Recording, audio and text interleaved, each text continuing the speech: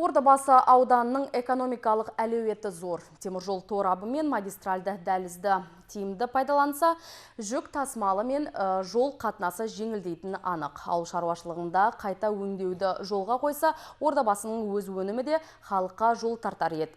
Туризмді дамытуда басты міндеттердің бірі. Келелі мәселелер облыс әкімінің осы ауданға барған сапарында әңгімеге өзек болды. Ордабасы ауданы бүгінде тек ауыл шаруашылығы саласы ғана емес, индустриалды даму бойынша да ілгері жылжуда. Индустрияландыру картасы аясында Ордабасы құс жауапкершілік шектеулі серіктестігінде құс етін өңдеудің екінші кезеңі жүзеге асты. Кәсіпорын жылына 10 мың тонна өнім өндіруге қауқарлы. Былтырғы 8 айдың ішінде 8 мың тоннаға жуық күркетауық етін дайындаған. Дәмді ет сауда белгісімен шұжықтың 20-дан астам түрін шығарады. Отандық өнім тіпті Ресей мен Қырғызстанға да экспортталуда. Кезеңіменен осы құрылыстың 3-ші кезеңін 10 мың тоннаға көбейте отырып, арғарай сұраныс пайда болса 20 жылға дейін 30 мың тоннаға жеткіземіз деген өзіміздің жоспарымызды жасадық. Енді осы жоспарды бүгінгі күн өздеріңіз білесіздер, ауыл шаруашылық кооперативтерімен бірлесіп атқарсақ дегенде ұсыныстар түсіп жатыр бізге. Осы бағытта біз қазір біраз жұмыс жасап жатырмыз. Аделия, Қазақстандағы ең ірі жылыжай кешені осы. Ордабасы ауданында орналасқан, аумағы 11 гектар. Жобалық құны 2 миллиард 573 миллион теңге болатын жылыжай жылына 6 мың тонна қияр мен қызанақ өсіруде. Өндірілген көкөніс Қазақстанның барлық аумағымен көршілес Ресейге шығарылып сатылады. Ал Александровский сад серіктестігі болса, ауданда 17 гектар жер теліміне қарқынды бау отырғызған. Онда алманың аласа бойлы сұрыптары мен өрік, шие, шабдалы сияқты сүйекті жемістердің көшеттері егілді. Жобаға жұмсалған 187 миллион теңгенің 104 миллионы Қазагрофинанс несиелендіру ұйымы арқылы алынған. Алмабақтан жылына 600 тонна алма жинауға болады. Жеміс көкөнісін сақтау қоймасын осы жылы 2017 жылы көктем айында бастаймыз. Ол жерде 1000 тоннаға жуық жеміс көкөніс сақталады. Сонымен қоса шу жерде алма және сүйекті жемістерден шығатын өнімдерді терең өңдеу, яғни повидло, жем, варенье сияқты өнімдерді шығару жоспарланып отыр. Ордабасыда 6082 шағын және орта кәсіпкерлік субъектісі бар. 16325 адам осы салада еңбек етеді. Былтыр бұл бағытта 24 миллиард 906 миллион теңгенің өнімі өндіріліп, қызметі көрсетілген. Бұл Агро-5 кірпіш заводы 13 жылы ашылды.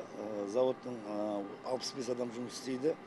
Завод жылына 15 миллиондай қыш шығарады.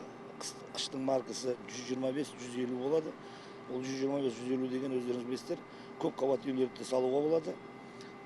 Орташа айлық 100 мыңнан 150 мыңға дейін. Ордабасы ауданында 57 елді мекен бар, 39-ы құбырлы ауыз сумен қамтылса, 18-і баспақ құдық суын пайдаланады. Ендігі мәселе газдандыру. Темірлан Агроэс құрылысы магистралды газ құбырын тартуға облыстық бюджеттен 3 миллиард 170 миллион теңге қаралды.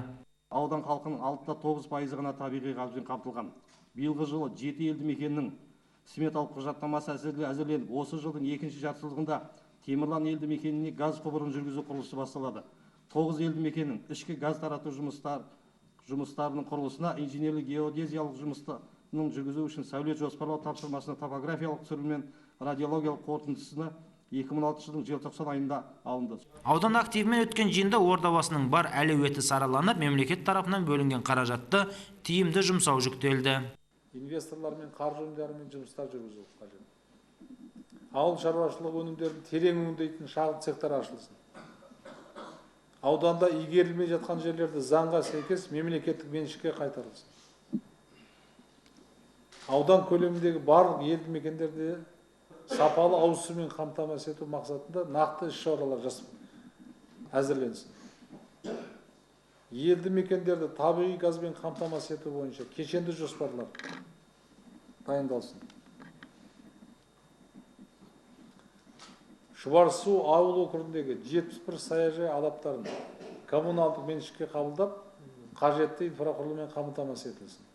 Туризмді дамыту бойынша нақтылы іс-шаралар жоспары әзірленсін. Есебімен тек қана сурет емес. Облыс орталығы Табіргеде өндірілген өнімді өткізетін нарық бар. 9 жолдың торабында орналасқан аудан шағын және орта бизнесті өркендету бағытында жұмыстарды жандандыра түспек. Ордабасы ауданынан Нұрмахан Кенжехан, Абай Құралбаев, Олжас Байтов, оңтүстік ақпарат.